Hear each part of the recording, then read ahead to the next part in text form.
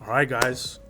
Good morning, good afternoon, good evening. My name is Hector, and I'm joined by my lovely friends. I got Ian with me, got Raz with me, and I got Joe with me. Say what up, Joe. What's good, Joe? And welcome to The Bottom Line, where we learn, grow, and connect through topics about business, entrepreneurship, finance, fashion, culture, sports, and life in general. And welcome to our journey, guys. And let's talk about that real quick, because our journey here on The Bottom Line is that we are recording ourselves as amateurs in the game of life, in business, finance, entrepreneurship, and then just as young men in general. And this is a documentation. So welcome, guys. We can't wait to learn, grow, and connect with you. And guys, what are we talking about today? We are talking about how lockdown is going to affect small businesses, including ourselves, Ian. Mm-hmm. And we are also talking about Ian's book of the week, because my guy loves to read. Yep. Let him know. Big brain over here. We got a big one. Big brain moves. Say big brain. All right, Drip God. Keep going. Keep going, Drip God. All right. And we are also going to be talking about the financial fantasy draft with the financial pastor himself, Raz. All right, Drip God. I love it. All right. Let's cheers. Cheers it up. We're cheersing this episode. Of course. Y'all were hating last time. Of course. Yeah, we missed it up till, what, 20 minutes What in? are the... What do Let's we... introduce the bottles real All quick, right, too. first one. This one got us moving. The Yeah. Amarone Got me de stumbling. la Valpolicella. This was recommended as a nice holiday wine for us. Yeah, so a friend of ours, Stefano, shouts out to him, said this would pair well with bigger meals. Yeah. And We had we no meal. had no meal here, so we are feeling the effects for sure. It's getting hot. and the Stefano AC's always on. asks me if we're eating during this thing, and I'm always like, no. So he always recommends me something else. That's going to come soon when the sponsorships hit, you know. Word. Stefano, hope you know me now. Hope you know them too. And now we're all recording the same podcast. What is Shouts the out other to wine we're Stefano. sipping? Let 'em know. Drinking This one's a different. Loma Larga, which is a Chilean wine, organic wine with the 93 rating. You said it tasted like purple. It's got a crazy... I've never had a wine Expound. that has... It doesn't taste like a grape. It tastes like a very fruity flavor, but I can't place the fruit. It's like one of those exotic fruits. It's not like a dragon fruit, but it's got it has something along that taste. Yeah. And I don't know. It just literally the aftertaste just tastes like purple. Yeah. Like, I don't know how to describe it other than that. It's like the you- purple drink. You've got to try it. It's not the purple drink, but you know. The drink. Yeah, we're not from Houston, but Yeah, the no lean in Amarone was good. Yeah. Out of the two that we already drank, I'm taking the Amarone for sure. That one was Yeah. nice. For sure. And then after our break, we've got another blast from the past, the one we've had a couple times now, the La Gravillas. That one's good. Yeah, definitely enjoyed this one. Mm-hmm. It's been just sitting in my fridge, so it's a little bit Yeah. cold now, but give us some time to warm up Of course. while we warm up on the bottom line. For real. We are warming up. Amarone's hitting. My gosh. So our first topic, Let's get into it. So tomorrow, lockdown number 2. yeah. So tomorrow we're in the red zone now. Yeah, Yeah. we're Yeah. going into gray. Gray. Yeah. So is that the worst color, or does it get worse than that? Yeah. That is That's the worst. The worstest. It's the worst color, bro. The worstest. Yeah, gray code. But we weren't introduced to the gray code the first time around. Yeah, it was just called like phase 1 and 2. phase 1, 2, whatever it all was.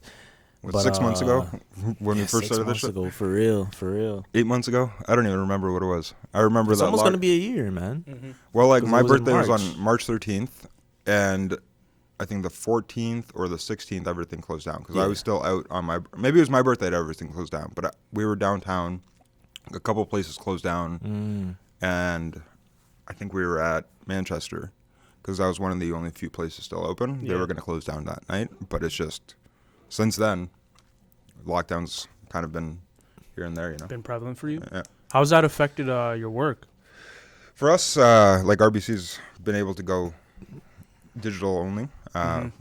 There's some clients I want to meet face to face, but most of the time we just meet our clients over WebEx and stuff like that. So Yeah. not much has changed on that end. We just kind of work from home.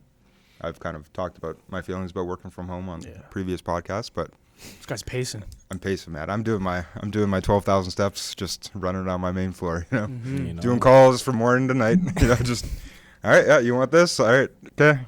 We'll fill out the form. We'll do this. We'll set up a WebEx meeting, It's fun. It's great. And sometimes you just go a little crazy, but that's good for you. You've been used to it. Mm-hmm. Because I thought I was used to it. And then I'm not used to it. Because, I mean, this lockdown is going to be different, though, because now it's cold outside. So there's no going outside for, you can if you want, but no one's going to be, taking breaks, walking outside and whatnot. It's not summertime. Yep.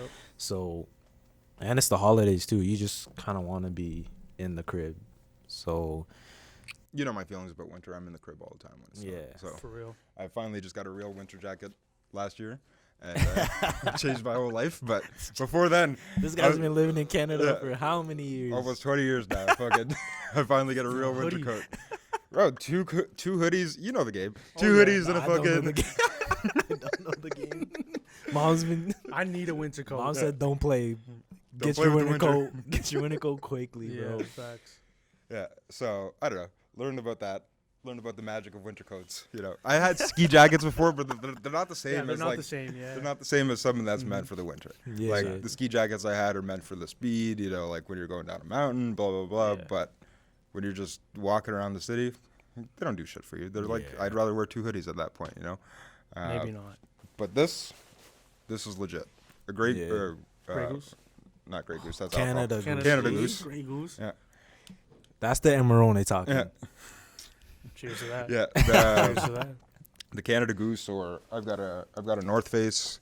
Like you definitely need one of these jackets. Yeah. Like, we're in the warmest part of Canada too, and it's just it gets cold down here. So, being up north, we've talked about my journeys up north and my struggles up there. Definitely needed one of these bad boys for that trip. Honestly. So, you learned, I learned anyways, that you need a winter coat in Canada. That's a big lesson. I'm Definitely do. usually always inside in the winter anyway, so it's not gonna be that much of a different year for me anyways. For us, it's a little crazy because we experienced the first lockdown, went back to work, and now they're forcing the second shutdown. Mm-hmm. How do you feel about it? I think we're more prepared as business owners for sure.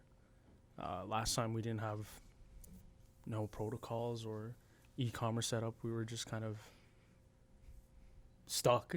Like we didn't know what to do. Yeah. Remember that for first maybe like 2 weeks. We're like, yo, what the fuck do we do? Yeah. You know what I'm saying? Like For real. collect our government cash, and after that it was like, yo, what do we do? But Yeah, it was a shock. yeah, it was a shock, and we were in shock for a bit, but we kind of picked ourselves up quick, locked ourselves in here for a bit, and Yeah. Lockdown. yeah, for real, it was like 7 days a week almost, man. How? Because you guys think this lockdown is going to be longer than the first one that we had? They're saying this one's gonna be 28 days, but you never know if they're gonna extend it, right? Yeah, minimum 28. Yeah. Yeah, exactly. 28 days stuck in your Yeah. house. So So we're that looking brings like us till mid-January, two, three Yeah. weeks into January. So Yeah, man. it's gonna be interesting to see. But like you said, it's gonna be different this time around, just because we're more prepared. we're used to it, Yeah. more prepared for it. Even personally, I think. Yeah, so even as well. personally, which Yeah. is a big one. So what do you think about other parts in the world right now that aren't doing anything because they've kind of already figured this out? Like New Zealand right now, Yeah. they're good. A couple other places in the world don't really have any more cases. Mm-hmm. Do you think, like, if we were to introduce this at the beginning, do you think we'd kind of have the same results, or do you think it's a little bit different? I feel like the second wave hit at different times. Even the first wave hit at different times for many different countries. So they, depending on the country, they address the issue with different amount of speed, or like, because you could compare a country like New Zealand that had a plan in place and put that plan to work as soon as the threat was present, and they were able to lower the amount of cases and really contain the virus in their country and eliminate it quickly. New Zealand went through their first and second wave, addressed it accordingly, and now they get to kind of move on. The U.S., on the other hand, took a lot more time to address the issue. let it build up, Have let they it still build addressed the up. issue? There's still half the country that doesn't Yeah. think it's an Yeah. issue. Yeah, exactly. You Florida's know, out like here clubbing. Florida, Texas, Slit. Georgia. You know, people are still out there vacationing, doing their thing, and like it's whatever. But obviously, you look at the two ends of the spectrum. There's like how some countries dealt with it promptly, quickly, and then there's other countries that didn't. Yeah. I know Europe went through their second wave a little sooner than we did. I think it's just a matter of when it hit, and we're seeing obviously a lot of cases, the number of cases going up. Yeah. So it's only right that this kind of happens. I'm just interested in knowing how long this is going to take, right? Yeah, for real. Because there was we weren't talking about a vaccine 8 months ago. But now there's actually... Weren't we we were talking about one, but everybody thought it'd be coming out in a year and a half. Yeah. Nobody kind of expected it 9 months to come out. Like, I know we talked about this on the last podcast. Yeah, the two bottles are kind of getting to me. No, Joe, I'm not going to chug. It's just going to make it worse. I know we were talking about this on the last podcast, but it's just completely forgot my point that I was trying to make. The wine's getting to man's. Yeah. I love it. Look at all these legs. We were talking about the vaccine and How we didn't the think first it was wave. Oh, yeah. And we were talking about last podcast how we don't want to be one of the first people to kind of take it, right? Yeah. And we were talking about George Bush and the other presidents. Joe is down to take it. Yeah, Joe's down to take it. Us three in it. The Bell's Bell's palsy? palsy? Nasty. Yeah. Well, apparently those 3 or 4 people have recovered from Bell's palsy. Yeah. I didn't think that was a thing. I thought once you have it, it's kind of stuck forever. Yeah, but me too. hey, they got over it. Or stroke face? No big deal. Yeah. I'm not about it, but you can do what you want, Joe. How long do you think you're going to wait to take it? By the time this comes out, everyone will have it. That'd be crazy. January 14th, everybody's vaccinated. That'd be crazy. Yeah, I don't know. I think it'll take a while. I think they're saying, July? Everybody's going to kind of, because they're going to have to do rounds of it, right? Yeah. The people that are more... You're supposed to get 2 doses, actually. Yeah. Or else it's not effective. So. Interesting. But even just them announcing it right after the U.S. election was something we didn't like. That was just out of the blue. We were like, for real? They got Joe vaccine? Biden got elected, and then the next Monday they have a vaccine with 90%. Succession, right? Yeah, like going back to that first point, we didn't know that this vaccine was going to come so quickly. We thought we'd have to wait at least another year and a half or so to get something that's Usable. Usable, you know what I'm saying? Like some vaccines take 5-6 years to even develop, right? And the fact that we made something in 9 months for It's a something little sketchy. It's a little sketchy. Saying that. But you don't know the amount of man hours it kind of That's took to also go true. into it, right? That's true. Yeah. Much more than most. Right. Has to be. Definitely. It's like a worldwide kind of like everybody's joining together to figure out a cure for this virus. illness or virus that's kind of going around the world. Yeah. Joe trusts So. it, ladies and gentlemen. Yeah. I mean, I need to meet a couple people that have had COVID before I take a vaccine for it, because I have. They have COVID, right? Or just even say they had COVID, because Yeah. these numbers are going up, but I still know only one person that has had it before, and she's worked in the States. Only one person. Yeah. So Only one? if these numbers are so high, I definitely see it on somebody's story being like, oh, I was with Buddy, blah, blah, blah. He has COVID now. If you saw me in the last couple of weeks, maybe get a test. Seen none of those things, So adds to the skepticism on my end. Yeah, Joe, definitely. it's fine with taking the vaccine. But I'm going to wait a bit until I have some issues with it. Totally Yeah. fair. Yeah. As long as you're done it eventually. Take Yeah, it. I'll take it eventually. It's the same thing with Agreed. anything else. Like if it's a reactive kind of thing, right? You're either proactive or reactive. Like you either want to take it so it doesn't happen in the future, or when it happens, you kind of deal with it. I'm more of the second. What about you, Ian? Honestly, I'm probably gonna wait it out, see what's As good. well.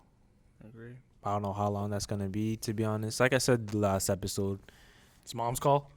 it is mom's. it is mom's call in a lot of ways, because she personally, she's probably the one in the household that's more. She's listening to the news every day. She's a school teacher as well, so she's kind of confronting that issue on a day-to-day. So is really the person I'm gonna look to. Like whatever she says, I'm gonna take it in and be like, all right, do I want to take it? Do I not? Like, for me, I'm just focused on what I gotta do personally. For, Low end. For work, Bottom line too. for the bottom line. Exactly. For low end, Exactly. Yeah. you got enough stuff on your plate right now. Oh, Yeah. Exactly. There's a lot of stuff to do here, especially during quarantine round 2. Yeah. So I know you guys have cleaned out a bunch of stuff the last couple of days. What are some other things on your schedule for? Because you guys are gonna be closed down for a bit. Like, what are you guys gonna do in the downtime? Definitely number one is revamping our website so it is more easily accessible for consumers to get on. I know I was looking at our website speed was a little slower than an average site. And on top of our product shots, that's something that we wanted to get done. Joe took shots for our headshots for our team as well. And we're going to get those onto the website. So more content, just a whole new look to it so it is cleaner and easier to shop. Because right now we kind of just threw it together to combat our shutdown, the first shutdown. So it's going to be important to get that aesthetically pleasing look onto it because I look at all of us that are owners here and we're all artists in our own sense, whether it is business, creativity, finance, whatever, clothing. Everything's kind of an art, depending how you look at it, right? Exactly. So getting our site to match our taste and what we really want is definitely our most important project first. Yeah. But as well as a lot of other back end stuff like organizing for yourself, probably the book's a little bit better. Me on a marketing stance, getting that straightened out. Inventory. There's so many things to organize. Yeah, there is a lot. And man. especially in a business that's run by only guys, organization is probably Huge. the worst thing that you guys are good at. And this week we actually cleared out a lot of stuff that's just sitting Yeah, in I'm our pissed. store. You guys just threw shit out that I wanted. Relax, bro. Just tossed. I'm like, yo. Shouts I'm out like, Sandwich Street. I'm like, I could have used this. I could have used that. Like, no, it's in the dump. The chairs are still with us, so if you want one, definitely. Where they at? Where are they at? They're at my crib. Yeah. I'm not using them like that, but like It is though. Like our organization is one of those things that yeah, we're gonna get down. we had to get in our We bag have like to. this week and then the next few months, next month at least, just to kind of organize everything from like in store and then all the back end stuff that people don't see because that's just as important. And we kind of touched it. We kind of touched on those things in the first shutdown, but now It's I feel like like taking it a step up. Right? exactly like we know what needs to get done. There's no making a brand new website. It's all about making this website better. So Optimizing. exactly. So that's what I'm excited about for these next 28 days. It's just Or more. It's gonna or be more, fire. you know. Yeah, for real. Who knows? Hopefully It's not wood. No, it doesn't. All right, there you go. We're very fortunate in the business that we're in that we're able to, you know, move our operations online. You know, we already have a heavy presence on Instagram, but moving that presence to the website, I think gives us a great opportunity to still make money, still make sales and everything like that. And not every business in this city and just in general has that opportunity to do that. So Exactly. we're blessed to be able to do that Yeah, for it was real. an easy transition because we are so small still, right?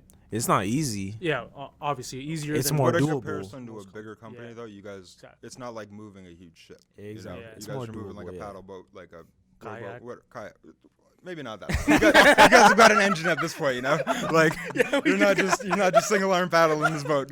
I'll give you more than a kayak. I'll give you one of the ones where you kind of just go. You got a around. motorboat? Yeah, you got a motorboat. little motorboat. You're not driving a yacht yet, Oh, but shit. it's getting up progressively better, you know. Yeah. But it's easier to make turns with a motorboat than it is with the And yacht. this time we got life jackets. Yeah. You know? Bare life jackets, please. Extra one, you know, just in case. Yeah, man. Oh like, man. but yeah, like I think again, like it's a big opportunity now for us to do a lot Exactly. of the back end stuff. Yeah. But at the same time, we're very, very blessed to be in the situation that we're in because Yeah. not a lot of businesses are able to withstand one shutdown, let alone two, especially in the busiest season for retail. Like we were talking Christmas about time. a few weeks ago with the Black Friday sales and everything like that. A lot of businesses are trying to recoup the business that they missed out on the the first few quarters of the year, and the last quarter, but now that's kind of being cut short for a lot of them, or being influenced by the shutdown. So we'll see what happens. I think at the end of the day, for anyone going into another lockdown, it's all about just making sure you make the most of it, because there's definitely some good to take out of that. Definitely. Yeah. Well, we got to see what the government's going to do again. If we're going to get another CERB, stuff like that, right? Like, there's going to be so many people that are Are we? CRB. Yeah. Canadian Response Benefit, is that what it's called? Yeah, it's just essentially the same thing as CERB, but they take tax off it beforehand. Okay. And Which is That's probably a the better way to lot do smarter. it. That's a lot Yeah. smarter. 50% less than you were at the same time last year. To it's definitely Live better off than that. nothing. Yeah, Yeah. exactly. And $2,000 is, for most people, unless you need $60,000 to live every year, $2,000 should be able to pay your rent, pay your car insurance, whatever, those kind of like middle things. Yeah. We were talking about the importance of an emergency fund. Yep. These are the kind of reasons you kind of need it, right? Exactly. To be able to supplement an extra $300 or $500, $1,000, whatever it is. Whatever bills need to be paid. Yeah. Pay them off and, turtle up for the next couple months. You're not going out and buying all these. You're not going out and buying all these new One things. less bottle of wine a week. I don't know. This is already in the equation. It's already in the budget. $20 to $25 a week for a Vino wine? bottle. Easy. It's already in the budget. But I don't know. Like, you just got to see how that goes too. What was I going to ask you guys? With everything closed, that just means to the public, right? You guys can still come in here. Yes. Yeah. So you guys can still do a lot of the online stuff from here, right? Exactly. So like a So lot of the we'll- picture taking Yeah. and the Curbside pickup, stuff curbside like that. pickup. Yeah. So We're gonna be doing a lot Go of into the that a back-end little bit stuff. more. Yeah, so 'Cause- we are going to be shut down starting tomorrow, and we'll be doing curbside pickup throughout the week, Tuesday to Friday, just to limit our time here as well. But we will also obviously be doing back end stuff here. Yeah. Deliveries Yeah. is another big thing. Local Because people are deliveries, still shopping. Like this last week, we've had a lot of people come in store just to get those last minute. Yeah. Not really last It's minute. one of our biggest Shopify months in a while. Yeah, e-commerce has Yeah. been very, very good for us this past month. Mhm. So people are still willing to spend. They're still trying to spend money for Christmas. So at the end of the day, as a business, you want to make that as easy as possible. Going back to the website, but also adding to that is fulfilling those orders. So deliveries, curbside pickup, shipping it out, like all of that needs to be in place in order, organized, so that end of e-commerce is taken care of. Yeah. You know what I mean? Because Yes. it's the website. Like once you search up lowendco.ca or any business, there's that part and looking and finding what you want, but there's also receiving that product in time, the way that you want it, and all of that we need to take care of as well. So It's a lot of the little things, right? Yeah. That add on to what we do here. Like those little things, little details that we do will only make the consumers want to keep coming back, right? Yeah. So and that working on those. that You plays make it into a simple, the whole. just imagine yourself as one of your clients, right? How would you want to see your store? What would make it Exactly. easier for you? You know. Yeah. yeah. And once you put yourself in their shoes, it Shit makes becomes a lot It's easier, a lot yeah. easier, right? Yeah. We failed a few times past few, like, again, we only started this e-commerce thing in the first shutdown, so we failed a lot in the past few Throughout. months, Yeah. just with that whole experience that we're talking about. Did But you guys we've- make sales? Yeah, we've Yeah. made sales. And you guys didn't fail. We didn't fail, but there's There's learning, other aspects. learning Yeah. experiences, Yeah. learning Learning experiences experiences, where it's like, You probably got a C. You didn't get an F. yeah, Yeah. that's a great way to put that. Yeah. 100%. But now we're trying to get straight A's. Mm-hmm. Oh yeah. That's why you're reading all these books, eh? Yep. Yep. Let them know. No, but so you were saying this is probably one of your best Shopify months. I was about to say Spotify for the people at home to get another drink, but Let them get one. but you were saying this is your best Shopify month. You guys, how often do you guys review analytics? Like, is it a weekly thing or? Yeah, we try to review it a weekly through Mhm. sales, Okay. marketing analytics as well. We try to meet as a team every week and try to discuss what we can do better as a unit. You know. Yeah. Yeah. But it's like important obviously online has different indicators Yeah. compared to in-store retailing. So Shopify does a good job of just giving you some of the most important stuff, like total orders or number of sessions that you've had on the website during a certain period of time, average order values, stuff like that. Yeah, no, their dashboard is really great. The dashboard you see Really at the good. front, well optimized for a small business. It gives you all 100%. the information you need right there, and if you need some more In-depth detailed stuff. data, yeah, you can pull that up too. Exactly. But it's not right in your face because you don't need to have a graph of 24-hour click-through rate, stuff like that's not. It's important information, but not for everybody, right? Maybe for your digital marketing guy, that's important, but not for the whole company to see, right? Exactly. You need your big overview numbers, like you were saying, the amount of products sold, revenue, all that kind of other stuff. But the rest, they make it so the people that are kind of in that area know where to find them, right? But And yeah, understand those. Understand what those numbers are. No, and the reason I brought up the analytics was like we just put out our channel and stuff like that. We've been checking the analytics. As a reminder, this is like and subscribe if you're watching on YouTube. If you're following us on Spotify, YouTube, give us a follow. Spotify, Anchor. Yeah, Smash that like, follow, and subscribe yeah, button. it really helps a lot. Smash that. It really helps a lot for the analytics. For real. And Sponsorships. You saying, Joe? Wine bottles turn- in the future. literally turning. Joe did a 360. My bad, dog. Smash like button. You don't like that song? Smack that like button. Smack that. Some Akon shit. We're gonna make some remixes in here. Oh my god. That's right. That was probably one of the hottest songs of my lifetime, Yeah. bro. Smack Smack that. that? Yeah, that was crazy. Bro, Akon was fucking killing it. Oh like, man. On Like, we're everything, talking bro. about like some of these TikTok viral music videos and stuff like that, but that track changed my life. Bro, he's still making money off that thing. That's Yeah. probably how he's building a city in Senegal at this point. For real, man. With the cryptocurrencies. Acoin? With the Acoin, yeah. For real. With the, oh man. He's doing big. Like Shouts he out owns to like a Akon. diamond. He owns like a diamond not factory, but like where they go and dig a out mine and everything like that. Like as you should. Yeah. Yeah. Well, maybe they're not blood diamonds. Maybe they're legit. But maybe he's got one that is blood diamonds. Shouts out to Akon, Yeah, man. shouts out to Shouts Akon. out, Let's man. talk crypto on the podcast one time. One day. A-coins. Yeah, Acoin. That's perfect, man. That's perfect. A-coins? That sounds really good. Yeah. That sounds really good. I don't know. I gotta look at the. I gotta look at the financials. I gotta see if the money's going where it's supposed to be going. Word. Yeah. Do your due diligence. Of course. Don't take what you hear on a podcast as financial information. Always be able to do your own due diligence. Always right? do your due Always research. Even with the vaccine, do Yeah. your due diligence, Anything. all of that stuff. Anything.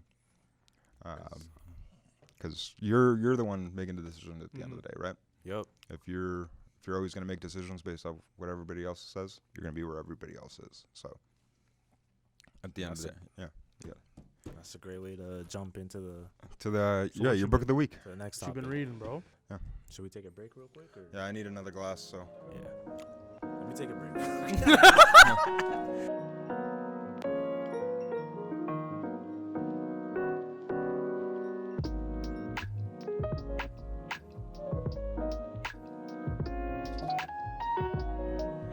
all right. Welcome back to the bottom line.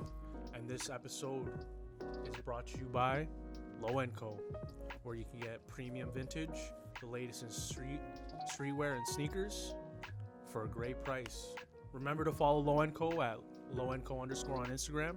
Check out their website at lowandco.ca. Ian's wearing the tee right now, Legacy tee. And remember to check us in store at 365 Felicia Street. We will be shut down though. Fuck. That's it. That's the ad read. Yeah, we're not. That's Oh good. shit. That's good. Oh shit. Thank you for the glasses, Low & Co, and providing the space we're recording in. And your nice shirts. God bless you. God bless. You good, Ian? Excuse me for that. Is that a Corona cough or is that just a Just regular went cough? down Don't the be- wrong Don't be talking like that. Went down the wrong. No. I was gonna Pause. say pipe, but I'd have to pause, Pause. real hard. You can All right. Pipe pause. That's crazy. All right, what we get into? You've been reading I've been seeing you reading this in store and the book of the week. He's not working while he's in store. He's reading. On my breaks. no, on his breaks. You don't take And breaks. You're a business owner. Clocked in 24/7. I am clocked in reading this because Oh, yeah, let 'em know. It was a great book. So the book that I read this week was The Millionaire Next Door, which is a finance book, a self-help book, if you want to say that. Mm-hmm.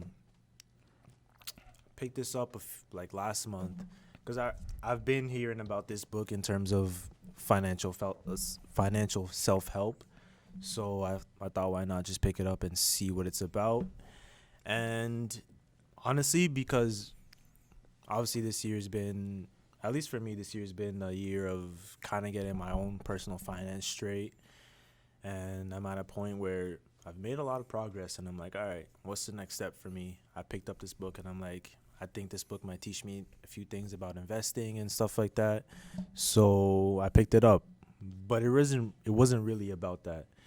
The Millionaire Next Door, I was telling Raz earlier, is like, I read The Richest Man in Babylon is a famous financial. It's an old financial book. Yeah. And that one is basically is like stories and was it? It's basically stories about how someone should go about treating their finances and their money and everything like that. And it's based on Babylon, like the ancient city and everything like that. But The Millionaire Next Door, I think, is like an evolution of that. It's like the next step of that because it's based on more modern times. Mm-hmm. And instead of stories, they have stats and statistics and research that they base their opinions on. And basically the book talks about your average millionaire doesn't look like the typical millionaire that you see on TV, that you see on social media and everything like that. And that's one of the biggest takeaways that I took from the book. If I ask you guys, what do you think a typical millionaire looks like, what would your answer be? You can start with this because I love that you asked this question. Go ahead, That is a great question. because I've read this book, so I know how to answer this question. I have not read that one yet. Yeah. So, So someone that has a lot of money basically someone that has a lot of money. you can answer this based off of what you kind of see, right? Because Yeah. a lot of people see a lot of different people that are millionaires in different fields of work. Mm-hmm. Like, I take in a lot of creatives, Mm-hmm.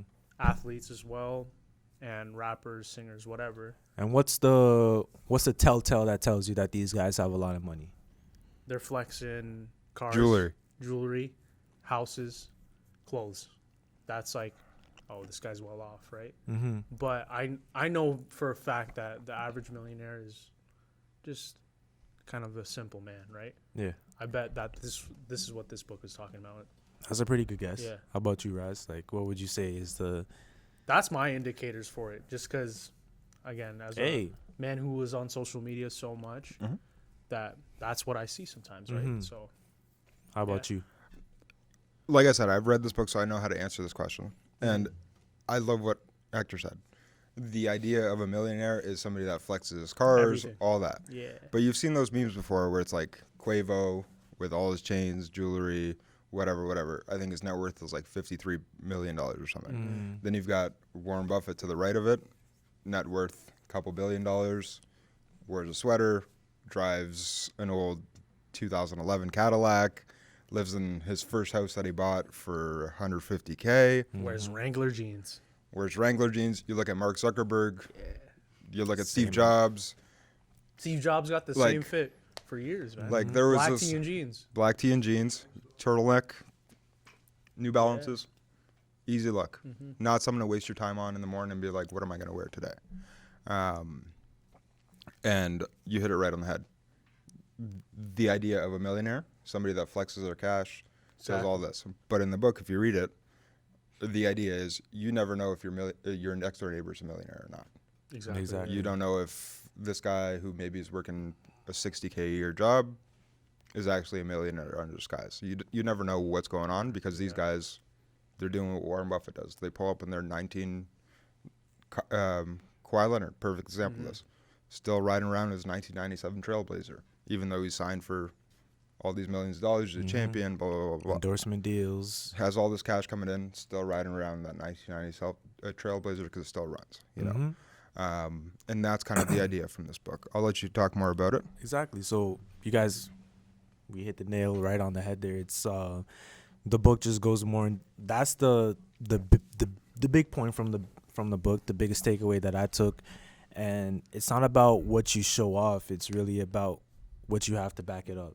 So this book is talking about millionaire athletes that have huge incomes on a year-to-year basis, but they don't have a net worth or wealth to back it up. And they provide a formula in the book that basically determines your wealth based on the age, how old you are, the income levels that you have, and all of that. And they basically put people in two categories. They have the under accumulators of wealth, and then the people that the PAWs. I forget the exact the words that they use, but it's the UAWs and the PAWs. The PAWs are the people that are the wealthy ones.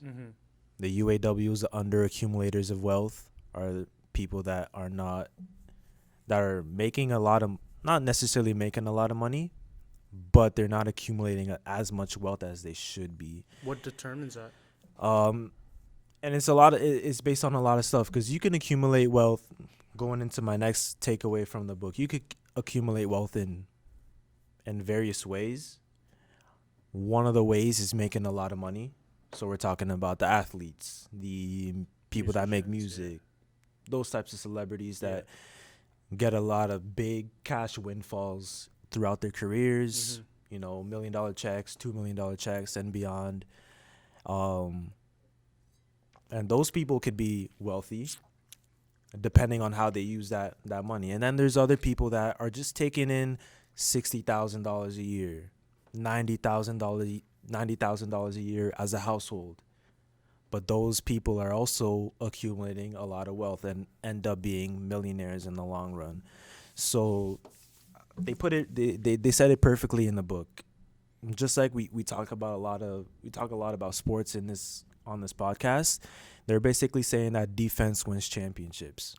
Defense builds wealth. That's what I preach. Yeah. So that's their key to success. They spent a large portion of the book basically drilling that idea into your head that a lot of people that aren't supposed to be millionaires, based on what you were talking about, athletes, celebrities making a lot of money in their careers, $1 million checks, but they end up retiring with millions in their bank accounts because they don't spend.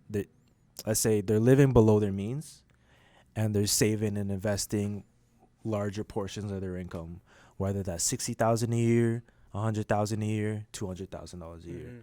Doesn't matter, right? Defense wins championships. You can have great offense, score a lot of points, make $2 million a year. You know, you're playing in the NFL, you're playing in the NBA, you got a big check.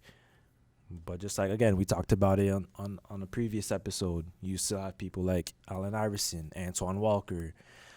Even, like, Floyd Mayweather's fighting Jake Paul or Logan Paul in a few months. And we had these conversations. I'm like, if I was wealthy, I would not be, if I was a wealthy boxer, I would not be stepping in the ring anymore.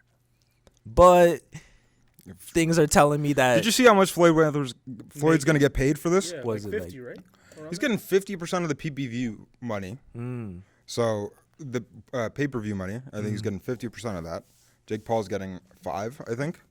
And then the people putting it on get the difference. I think he's getting a $2 or a $5 million straight up purse for just joining the fight. Jake Paul gets $200K.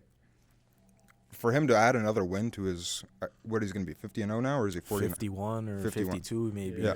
So for him to get paid an extra, because this guy bets on himself too. Yep. He's going to put the whole $5 million or whatever his purse is on that bet. It may be a minus 500 bet, but he's still going to end up with another 100K out of it, or an extra 500, whatever it is, whatever the bet pays out. But that's extra cash, too, in your pocket, because you're going to win this fight. Floyd's going to win this fight 100%. And I'm a big Floyd fan. Like, he's my favorite boxer that I've watched. But at the same time, like I just said, are wealthy boxers trying to get back into the ring and fight to make that type of money? Never know, right? You Floyd's never always know. been So that guy, though. it Floyd's just- always been about his money, though. It's for me. It's just like He's the money team. he is the money team, but he could also be making his money. Like he could be Making his cash elsewhere. This book would tell you that According Floyd to could be. According to 50 Cent, Floyd doesn't even know how to read. So he's doing 50 Cent said he's broke too. That's well. 50 Cent said he's broke for different reasons, so he doesn't have to pay his baby mama some cash, not because he's actually broke. But I don't know. Like Floyd's definitely done much better for himself than anybody. But a Floyd, lot of people for sure. yeah. But Floyd also 'Cause- doesn't spend his money correctly either. Exactly. Because basically, like, this book is basically telling us that not most of us aren't going to be in that 1% top earners in North America. There aren't many jobs out there that are going to provide us that type of salary and income. So our best bet is to live below our means, save and invest, and slowly build our way up to that, slowly build our wealth to the point where we can retire and we have millions in the bank, assets to back it up, and we could take care of ourselves and our families for generations on. Yeah, that's what I'm reading Rich Dad Poor Dad right now. Great book. Great book, yeah. Which one are you reading? Because there's a bunch of them. So I don't even know. if I you don't didn't know even there was a know, bunch of man. them, there's a bunch There of them. is. I think So- Really? it's like the first, like the Kiyosaki, the first one. Kiyosaki, I think yeah. that's Well, the they're basic one. all Robert Kiyosaki does all. Yeah, yeah. But he's got a beginner one. He's got the.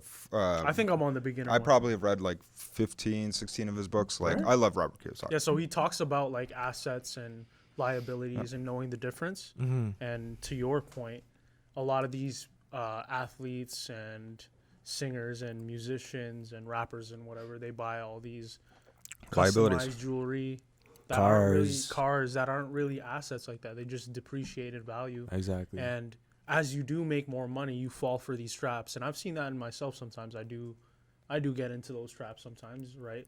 It's just human nature. Sometimes you're just like, yo, let me live. It's holiday season, right? Let me treat myself. Let me treat my family. It really but, like, depends on the level of yeah. what your goal is financially and the level of Exactly, discipline that you have to achieve those goals, right? Yeah, and that goes back And understanding what it all means, right? Mhm. Education, Yeah, and what you financial really want, literacy. right? Yep.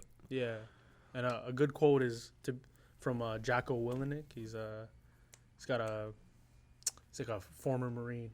Big Jacko? Yeah. Yeah, Yeah, the guy yeah, that, he's- yeah, I know who you're talking about. To be free in any sense is to be disciplined, and I love that you said that about Exactly. financially, because that's something we're all trying to work for. Right? And in the book, they talk about how these millionaires, you wouldn't know they're millionaires, right? They're living next door to you in a middle class neighborhood. They drive a worse car than your parents drive.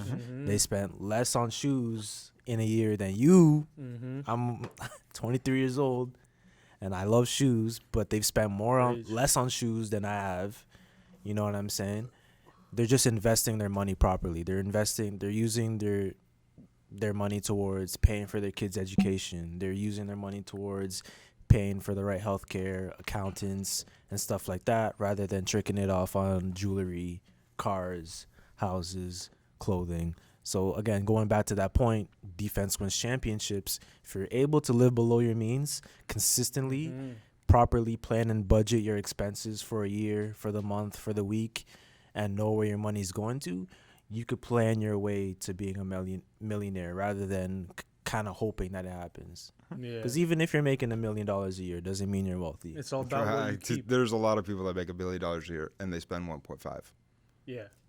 Exactly. just how it and goes. you're constantly in that rat race, Yeah. Yep. trying You're to always keep up with your bills. Trying to compete with the Joneses, right? Exactly. And that's what this book teaches you mostly. Don't try to compete with the Joneses. It's Mm-hmm. not worth it. Do you want to buy? I know in previous podcasts when you've told me how much a sweater or one of these pairs of shoes go for, and I just get flabbergasted. You're gonna spend $3,000 on a pair of Jordans. That's like, I think Nike stock is, let's just say it's $100 right now. I'd rather buy 30 Nike stocks than buy a new pair of shoes. But that's just different types of people, right? And I've taken a couple notes based on what you said. I'm glad you took a self-help book and didn't make it a shelf-help book, which is what most people do. They buy one of these books, they're like, this is going to teach me some stuff, and then they put it right back on their shelf and never read it. Yeah. you actually read the self-help book, if you take what even one or two things that you learn in there and actually apply it to your life, it's gonna give you. That's what reading is, man. And well, reading is reading, right? anything, Like reading really. is reading, but Applying what you Yeah. read is what's important, right? That's the most important thing. And 'Cause some people just have these books. There's millions of self-help books in the world, Yeah. but they're all shelf-help books because they just sit on a They shelf. just sit, yeah. So you actually read it and applied it, even if it's just something interesting that you learn that changes your perspective on life. And that's why I love to read or listen to books mostly. It's just another little detail that just changes your whole perspective on life, And I think there was one of those quotes that you were talking about. You're like Antoine Walker, AI. Literally the two people I had written down here. Antoine Walker, AI, both got paid millions of dollars while they were in the NBA. And then you have Luol Deng. You guys remember Luol Deng, right? He was on your Lakers for a while. You guys paid him a lot of money. He's still getting paid. Wait, yeah, he still is. You guys paid him a lot of money to sit on the bench, But this guy owns a whole bunch of real estate. He owns, I think, $200 or $300 million worth of real estate in Chicago alone from when he played in Chicago. Wow. Like, that's the kind of difference, right? He was never first team All NBA, first team All Defense, all that stuff. He was an All-Star a couple times. Yeah. He had a good career, Right, played on a couple, like he got a fat contract for LA the Lakers. Yep. He's always kind of been that 3-and-D kind of guy, like, just a little staple, nothing too crazy, but had a good career. And he's made more money off real estate than he's probably made in the NBA, where you look at Allen Iverson and Antoine Walker lost all his money to his buddies because they need $100,000 for this. They want to buy a new house. I got to pay for him, blah, blah, blah, blah, blah. Yep. Allen Iverson, same thing.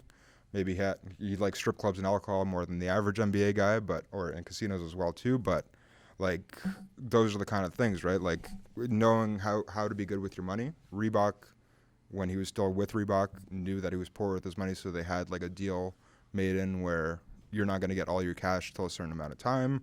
Like, do you guys know about that? I heard about that. Like Reebok, knowing Allen Iverson wasn't the best with his cash, was like, you're going to have a certain amount of money coming in the next couple of years, but when you retire or when the time period is up, you're going to get your full straight up cash payment. Yeah.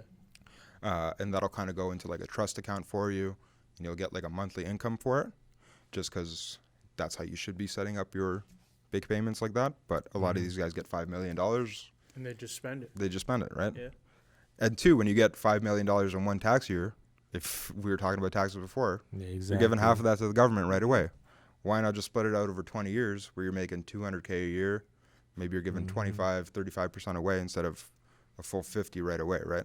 That's the big point that they were talking about in the book as well, because taxes is again building wealth is a game, just like basketball, just like soccer, just like football, whatever it is, and taxes is a big portion of it. And they were saying how these wealthy people have such little realized income over a year, take home cash, salary cash, whatever you want to call it, in a year, where it takes care of all their expenses, but a lot of that's being saved and invest into long-term assets, real estate, stocks, businesses, and all of that stuff. And they're not taking any money out of those, right? They're all putting money money, just like Nipsey said. They're putting their money into the stocks, and they're just letting it ride for 15, 20, how long? Whatever. Or they'll pass it down, Exactly, pass it down. And that's the game. That's how you play the game. That's how you play the wealth game. You know what I mean? If you're just trying to be rich, or you're just trying to have money to spend, then you're taking money out of those stocks. You're taking money out of that business just to buy that new house, just to pay for your kids' tuitions at a private school, and whatever it is. And my last takeaway from the book is they spend a good portion of talking about generational wealth, or how to set up your kids to be able to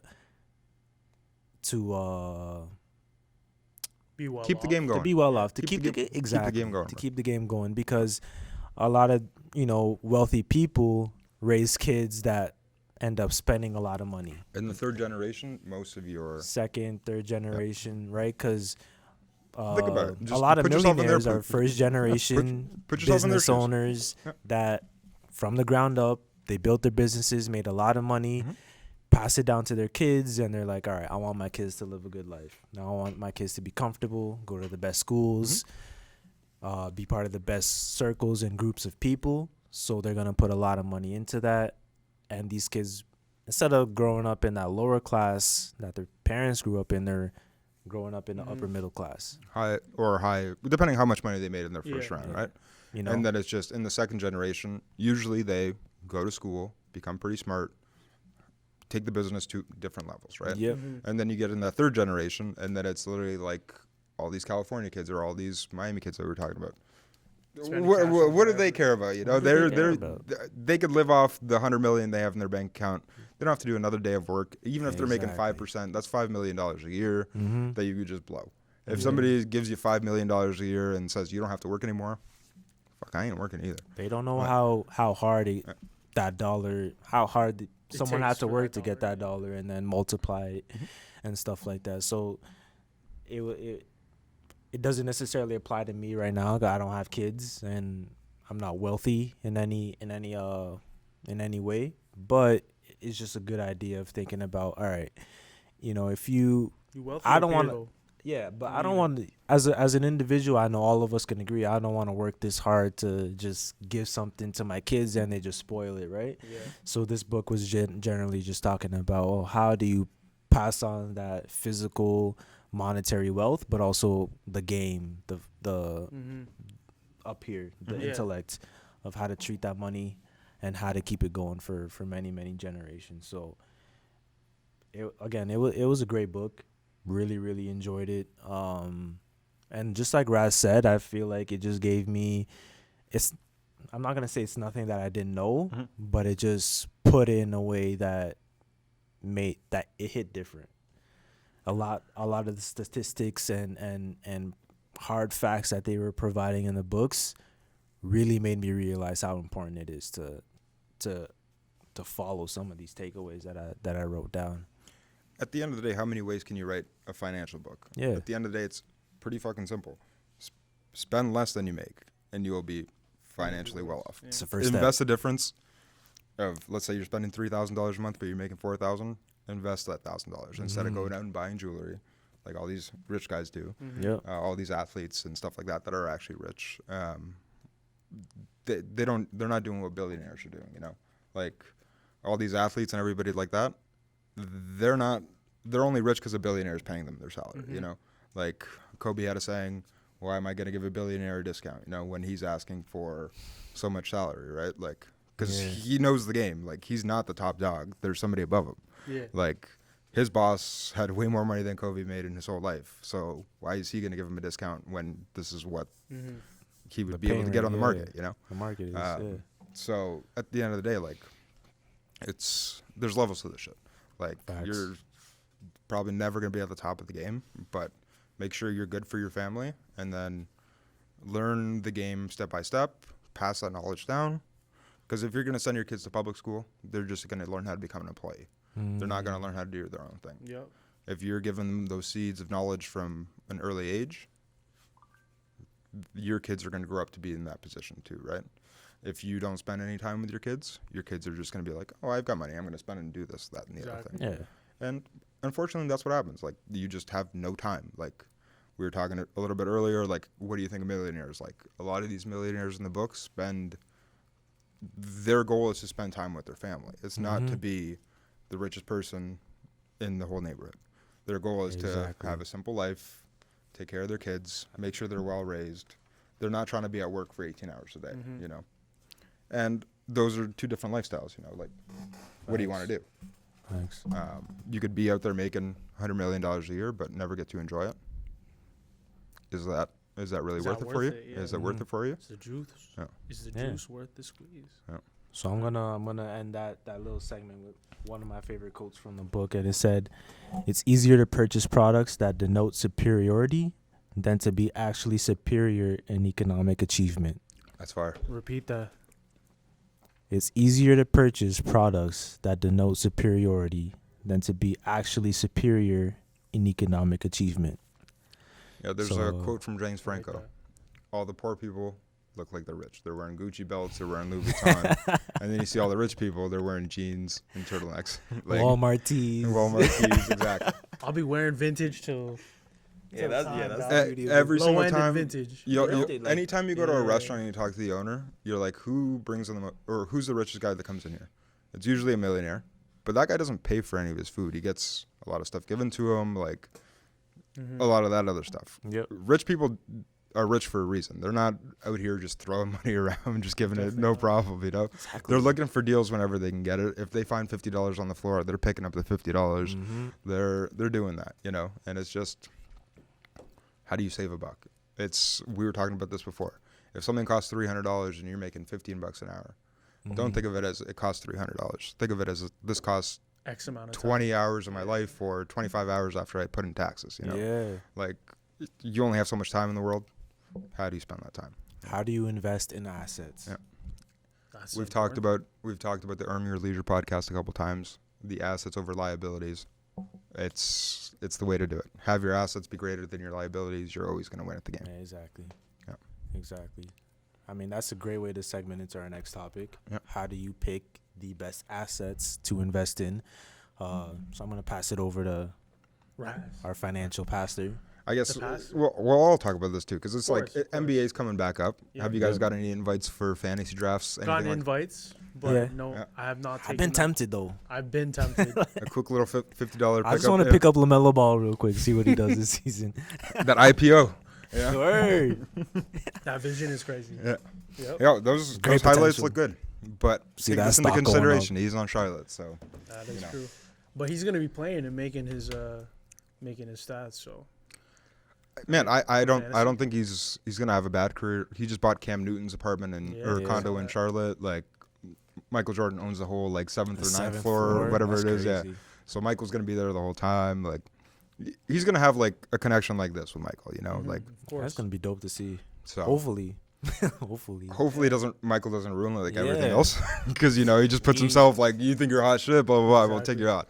But I don't know. Michael's getting into NASCAR and stuff like that too. I think he's more just chilling out as a whole as a person. Like I think he's more just willing to help people now instead of being top dog. So I think this is gonna be good for Lamelo's LaMelo, yeah. LaMelo's career.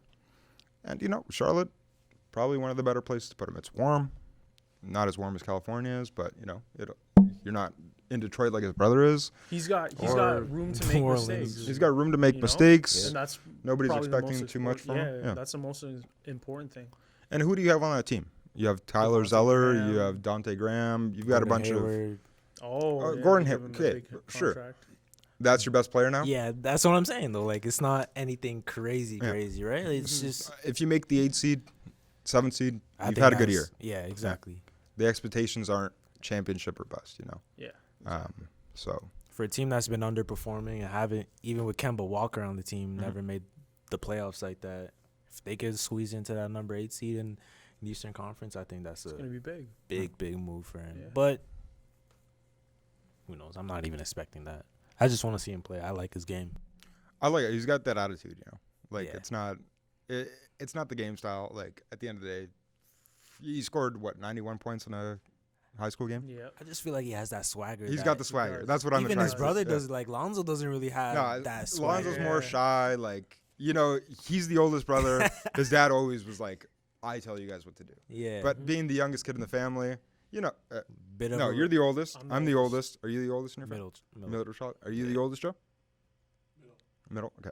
So nobody's the youngest one here. Yeah. But I have a brother, and he's the youngest, and it's just a little bit different, right? Like Of course. the oldest, that's where your parents kind of Throw everything on, right? or do trial and error. You know, Trial and like error. they find out what Shit. works. They find out what doesn't work, Yeah. and then what works they do with the younger one. Blah blah blah. Right? People that are youngest probably think it's all bullshit It's or like whatever, whatever. but Propaganda. it's a real thing. It's a real thing. You guys don't get treated the same as the oldest. Definitely not. um, Nope. So I think Lonzo was treated different than Jello than LaMelo, right? Yeah. LaMelo was probably he had a Lamborghini when he was 16. Yeah. Like, got the end of the day, like his dad's probably like, I'm good. I got one kid in the NBA. I think he's just happy about that. Now Yeah. Jello's in there. With All of LaMelo, them are in there Playing now. across the river. Yeah. So Shouts out the Pistons. Yeah. You think they're gonna keep him? Who knows, man? If we ever get people I'm gonna back say in, nah. if we ever get people back in, I think he's gonna be able to bring in some tickets. I don't like. But he's the I one that feel gets like the they. least rep too. I honestly feel like he just made it because Because The other two did. LaMelo is in the NBA and Lonzo's in the NBA. They're like, all right, let's just maybe finally give this guy a shot. Why not? Mhm. 3 brothers in the NBA now. It's dope for their parents. Congratulations to them. But Yeah. why wasn't he signed before? Because 'Cause he was stealing. He was stealing, but he's been stealing. So it's like, why Stealing wasn't positions. he signed? Oh man. Why wasn't he signed before? So I mean, I hope for success for all of them, obviously. course. But I feel like he might, if he's not on the Pistons, maybe he goes to another team, bounces around. Who knows? Mhm.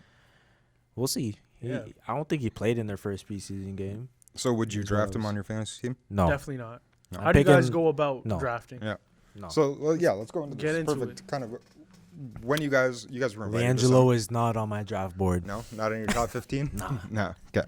So let's say you've got 12 people, right? Mm-hmm. We'll more introduce the financial fantasy draft a little bit Course. later, but there's going to be about 3 to 4 of us, right? Yeah. Let's say you do a 10-person draft. How do you guys usually pick? If you get let's say you guys get number 3 pick. Mm-hmm. You're not getting first pick because Usually you do take those stars, right? Okay. Where you do get those. So let's talk about guaranteed basketball stats. terms, right? Let's say you're Exactly. number 3 pick. Number 3 pick, you take someone like Giannis, Anthony Davis, James Harden Why? to accumulate those stats, right? Those players tend to make over the average in certain stats. Let's say points, rebounds, or assists. Are They're those guys superstars for a reason, right? Are those guys always the guys that, like, over the course of the season, do they always have the most fantasy points? Usually. Yeah, usually, but Okay. Yeah. I think that's where, like, the first round is where you can win or lose, or where you can't really win or lose a round. But fantasy basketball it's the winner is the guy that's in there in the mid season. exactly The guy that drops players off his team picks guys up. yeah. Because a week difference where some dude's got a hot week, Mm-hmm. like Devontae Graham a couple weeks last year, where he's dropping 35, 40 Mm-hmm. points in a week, and you never pick him up in your first 15, but you'll get him for a couple of weeks while he's hot, and then you drop him, right? Yeah. So Personally, is that how you guys play, or I tend to draft bigs first, okay? just because I'm a big hoarder of those double doubles, Okay. and I like filling the stat sheet in a lot of areas, and obviously making those either early to mid-season trades. Like personally, I traded Al Horford, who had a good first week, for John Collins, who was eating the rest of the season, averaging about 40 fantasy points in my league. at Was the this time. before or after steroids? Huh? Was this before or after steroids? Yeah, after he got banned for 40 games. Oh man, this was after. All right, there you go. So he was injured at first, right? So or banned Injured. from the Yeah. league for a bit, but I picked him up quick and I made a trade, and I was willing to hold because I knew what value he brought. You So bought and hold. You're Yeah. looking for Bottom out. consistent value. Exactly. in that- Over that Al Horford, I was seeing a player in a system that might not fit him in the long run, because Philly does have Joel Embiid and Ben Simmons, where it's like, okay, Al Horford is probably going to be Worst contract probably signed in the last 5 years. and he's going to be someone who is going to be forced to kind of take the perimeter role as not primarily a perimeter player. So I was like, okay, he had a good first week. Let me see if I can get someone to bite for him. So I took a player that I knew was gonna contribute quickly, because it's just him and Trae Young at the time, really. Right. Obviously they got Clint Capella, but I got those stats in the long run. You know what I'm saying? So it's about making those moves as well. And I do draft bigs. Obviously, you get those stars in the first round. Oh, it sounds like you're a value investor. You Yeah. want value for your picks, right? You Yeah, want I the wanna know double-double. what I'm getting. You want that stats. Quick. You're not picking up growth guys, right? Because this is how we're gonna translate this to our financial Exactly. fantasy draft, right? There's growth stocks like Tesla, Amazon, whatever, right? Companies that don't bring in a profit, but they look great on paper, right? And those are great growth stocks, and then you have value stocks that you buy them, you get money back every 4 months. There's value in your picks. So Okay. what's What's the a few difference? Yeah. examples of like a value stock in the financial world? So you've got value stocks are usually like companies that will pay you a dividend, right? Okay. So a value stock is, let's take TELUS, for example, right? Everybody uses some sort of cell phone provider. Mm-hmm. I think TELUS right now pays 6 or 7% dividend. So every year you're going to be guaranteed 7% return on your money. Mm-hmm. Doesn't matter what the stock does in price-wise, right? So you're not looking for, as value investment, you're not looking for a growth in the value of the stock. You don't care if you buy it at 40 and it stays 40 for its whole life, right? As long as you're getting that 7.5% dividend rate, right? Because that's where that 7.5% you take and you spend, Yep. right? That's money that you can go. But let's take Amazon, for example, right? Amazon really doesn't make a profit every year because they spend that money in other aspects of their business, right? So they never pay a dividend because they don't have excess money at the end of the year to give back to the shareholders. And that's all a dividend is. We have profit. In our corporate mandate, we say we're going to give away X% of corporate profit back to the owners of the company, right? And as a shareholder, you are an owner of this company, right? So a value pick is usually like, I put in $1. There's a ratio called a price to equity ratio, a PE ratio. And it's like, if you look at Tesla, I think the PE ratio right now is like $1,200. So that means you've got to put in $1,200 to make $1 back in profit. Mm. Is that worth it? Is it worth not it? Worth it? Most you, most right? PE ratios will tell you that it's not worth it. Yeah. Going Mhm. 1,200 to 1 is a terrible ratio. Mm-hmm. Mm-hmm. If you want to buy a stock like AT&T, TELUS, Rogers, whatever, Mm-hmm. they've got a PE ratio of like $20, right? So you put in $20 to get $1 back of profit. Doesn't sound like that bad of a deal, Mhm. you know. You put in $100, you get $5. let's say the dividend interest rate or dividend yield is 8%. You get $80 back plus whatever the growth of TELUS has been that year, Yeah. right? So those are the two different kind of investors. You'll have like people that have made their $3-5 million and they're in the value. They're in the value stocks because they want to make sure that they're getting their amount of income every year, right? Mm-hmm. Let's say you've done we were talking about with the million next door. You know your liabilities every month. Let's say your liabilities are $4,000 a month, mortgage, insurance, all the other stuff that are fixed, $4,000 a month. So you need to make $48,000 a year to cover your expenses, right? Mm-hmm.